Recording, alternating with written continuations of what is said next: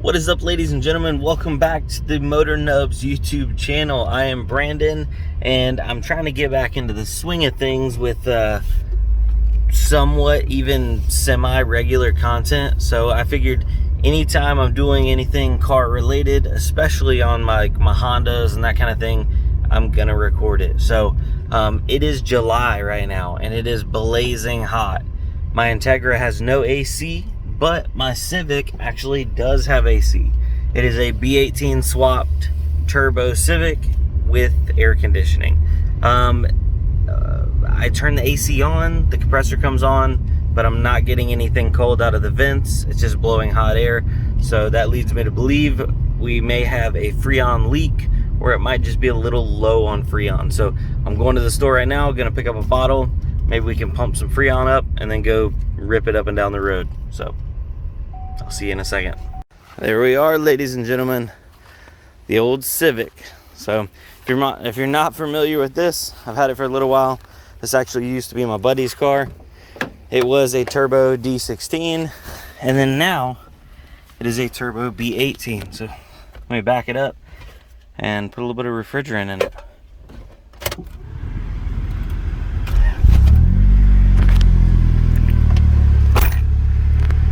All right, guys, so here is under the hood of the 93, I believe it's a 93, might be a 92.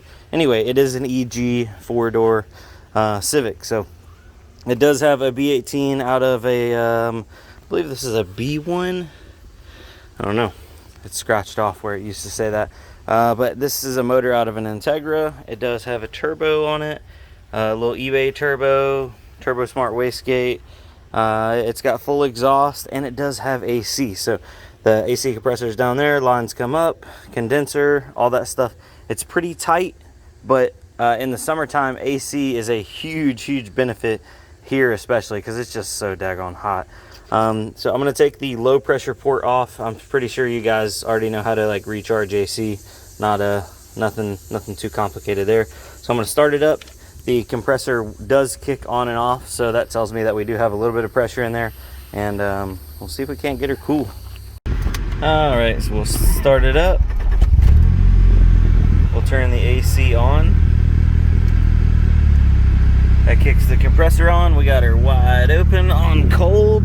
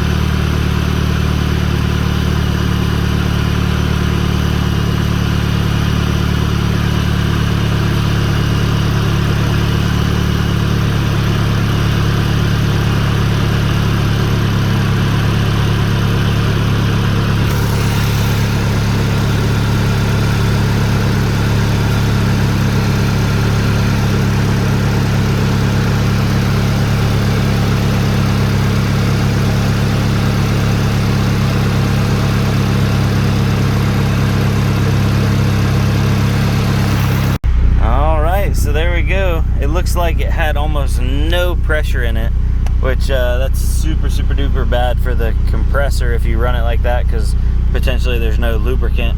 That stuff that I added has a little bit of seal conditioner, so if it's leaking through a seal, that should swell it up and hold it, but I don't know, I'll keep the gauge, and if I need to top it off, I might need to put some dye in it and take it by a shop, so see where it's actually leaking from. But I think I'm gonna add a little bit more. You can get it, you know, depending on how hot it is outside, you can put a little bit more in it as long as you're in that green area. A lot of times those gauges will have like a recommendation area depending on the temperature, but I feel like I can just get it a little bit colder than this. This is still pretty nice though for how hot it is outside, because man, it's hot. All right guys, so now I got that ice cold air. Let's go get some fuel. I am running 93 in this, and this car did it. Oh, it just cut off. What in the world? Did we run out of gas?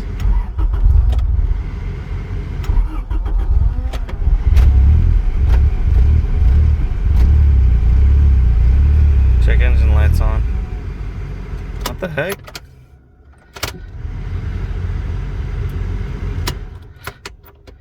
That's super weird. Huh.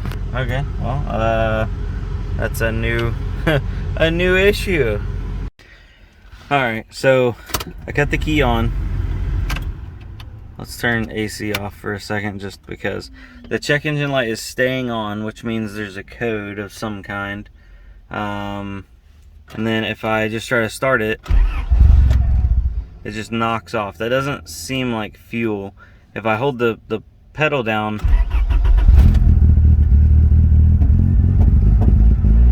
it just runs like crap and then cuts right off. That's super weird. Let me go get a paper clip so I can try to trip the thing to make it blink.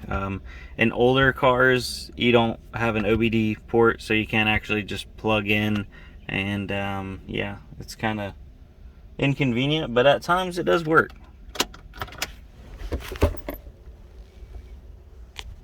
All right guys, I suspect, y'all hear that? Huh, anyway, I suspect something going on with the map sensor. I've had issues with it in the past, so if I unplug it, actually, watch this, I can start it up, and I have throttle control, I can actually rev it, but it doesn't want to stay running, so potentially my map sensor just went bad.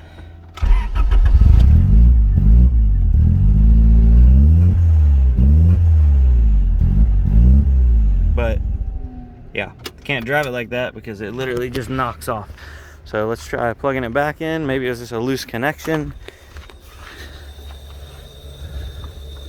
Let's see. All right, so she's plugged back in.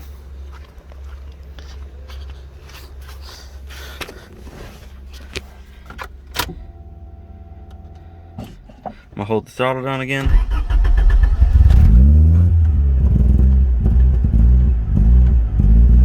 I can't, that's wide open if I try to pedal it. Huh. What do you guys think? Map sensor or, I don't know. Crap, and I don't know what kind of map sensor is on this thing, so I don't know what to buy for it. Being that it's turbo, it's not a factory map sensor. It is an aftermarket replacement, so it can actually see boost. Is there any name on it or anything? It's like a part number. Oh, map. Oh, it's OmniPower. Map B3BR. Okay, so I will look up that part number. My brother actually just had an issue with his map sensor, so I'll see if I can't swap it over from his, and maybe that'll fix it. I don't know. This really stinks because I kind of parked it in like a weird spot in my yard because I was just going to charge up the AC and then go rip it up and down the road, but I guess I'm not doing that right now. So very anticlimactic video. Sorry about that for today, guys, but this is the first step back to enjoying a turbo Honda. I'm hot, sweaty, but this is it. This is part of it. All right, guys, see you on the next one. Peace. Whew, so it has cooled off a little bit, but yeah, the video is not over. Talked to Jay Mills over at Jay Mills Tuning, and he was like, hey man, just double check the main relay. So I have another main relay because I have another Honda. So as most of you guys know, this is my 1995 Acura Integra. It does have a main relay in it, so I'm gonna grab it out of there. It should be good. It was good the last time I used it, and we'll see if that fixes the issue on the Civic. Then I just know I need to buy a main relay. All right, so up underneath the dash of an Integra over here, there'll be bolted. Mine's unbolted because I've changed it before. Is the actual main relay. So then you can press this little clip in and pull it out. I can't do it with one hand, so yeah. All right, now that I got the main relay out, this is definitely one that I have changed out because something about these, I don't know what it is, but they do go out. They are interchangeable from 92 to 95 Civics and Integras. I believe they're just pretty much all identical. And yeah, let's go slap it in the Civic. See if this is, a lot of times you can't even tell if they're bad, like they're not burned or anything. Here's the number on this one.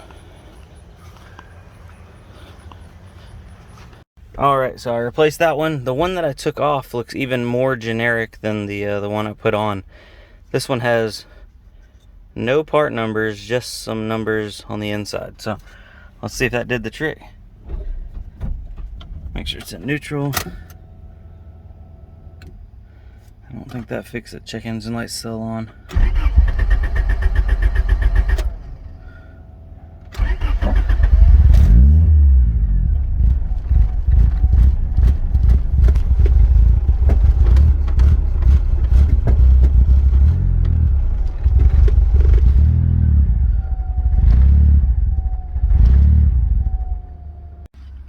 Well, okay, we ruled that one out. It is not a main relay issue. At least I don't think both of those main relays would be giving me the same exact symptoms. Actually, I don't even know if it can run with a bad main relay, but yeah, so that kind of stinks. So I'm leaning towards map sensor. My brother does have a spare one, so hopefully in the next day or two I'll be able to have him come over and we'll throw it on and see if we can't actually get some clips busting it down the road. Please comment down below, let me know what you guys think. This ECU has just been replaced, but I am aware that it could also be a something ECU based. So all right guys, peace out, see you on the next one. Adios. Bye.